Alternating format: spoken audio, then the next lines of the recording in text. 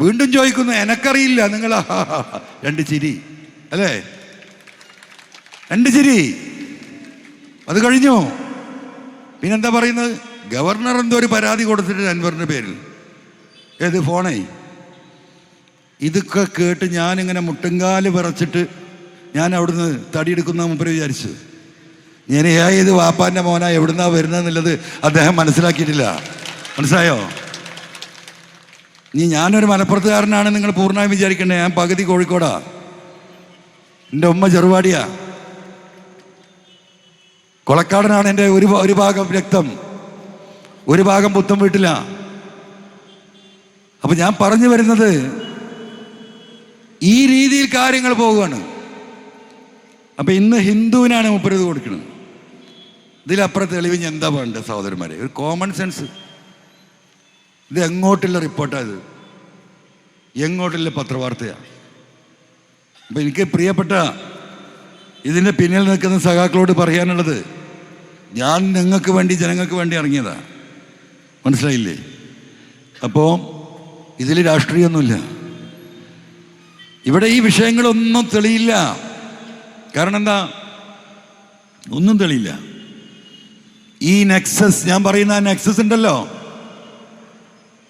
അതാണ് ഇതിൻ്റെ മുഴുവൻ കാരണം. നിങ്ങൾ ഓരോരുത്തരും ആലോചിക്കണം. നാം വിളിക്കുന്ന പാർട്ടിക്ക് സിന്ദാബാദ് വിളിക്കുന്ന നേതാക്കന്മാർ,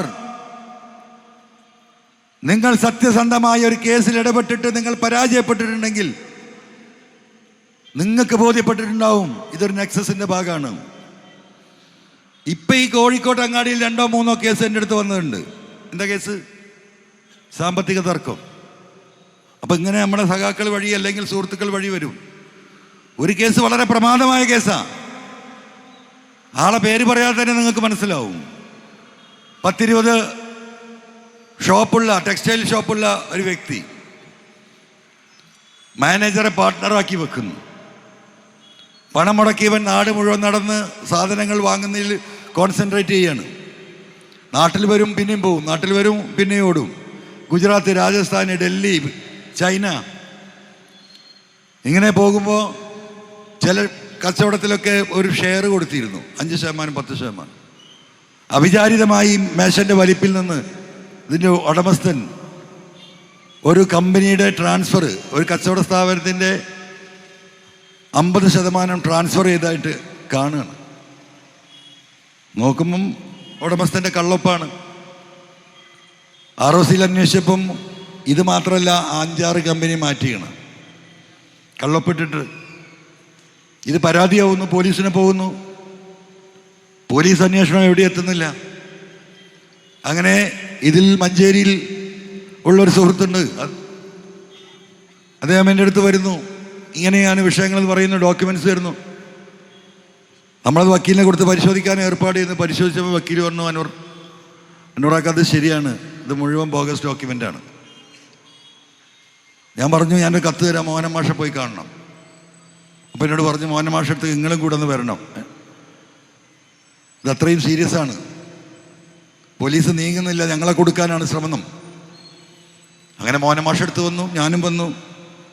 മോഹനൻ മാഷ് പഠിച്ച പണി 18 നോക്കി.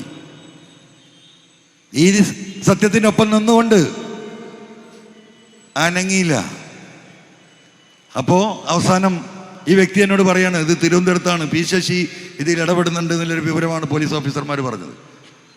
അങ്ങനെ ഞാൻ തിരുവനന്തപുരത്തുള്ള ദിവസം ഈ വ്യക്തിയോട് അങ്ങോട്ട് വരാൻ പറയുന്നു. പി ശശിയെ കാണുന്നു, കാര്യങ്ങൾ വിശദീകരിക്കുന്നു. ഞാൻ പി ശശിയുടെ മുഖത്ത് നോക്കിയിട്ട് ഞാൻ സ്നേഹത്തോട് പറഞ്ഞു, ശശിയേട്ടാ, ഇവർക്ക് ഇങ്ങനെ ഒരു സംശയമുണ്ട്, നിങ്ങൾ ഇടപെട്ടിട്ടാണ് പോലീസ് ഈ അനങ്ങാപ്പാറ നയം സ്വീകരിക്കുന്നത് എന്ന് ഇവർക്ക് പോലീസുകാരിൽ നിന്ന് തന്നെ കിട്ടിയ വിവരമുണ്ട്. അദ്ദേഹം തരിശൻ്റെ മുഖത്തേക്ക് കുറച്ചേരം നോക്കി. എന്താണ് MLA, നമ്മൾ നീതിയുടെ ഒപ്പല്ലേ നിൽക്കുള്ളൂ എന്നാണ്. അതിവിടെ പറയൂന്നാണ്. അപ്പോൾ പുള്ളി പറഞ്ഞു, നിങ്ങൾക്ക് നീതി കിട്ടും. ആ വ്യക്തി മടങ്ങിപ്പോന്നു.